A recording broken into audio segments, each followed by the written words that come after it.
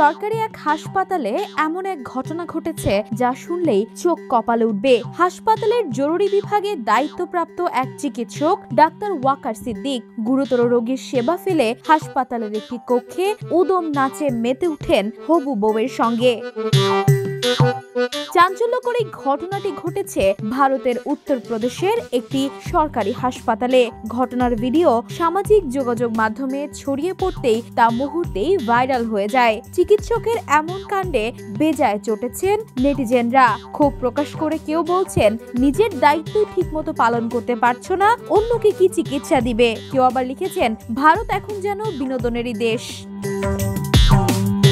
এই কাণ্ডের পর হাসপাতাল কর্তৃপক্ষ সে চিকিৎসককে তার দায়িত্ব থেকে অব্যাহতি দিয়েছে এবং সরকারি কোয়ার্টার থেকেও বের করে দেয়া হয়েছে তাকে। স্বাস্থ্য অধিদপ্তরও তার বিরুদ্ধে আনুষ্ঠানিক অভিযোগ দায়ের করেছে।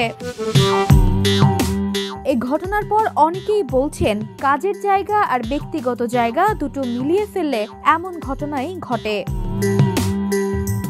Desk report, the news.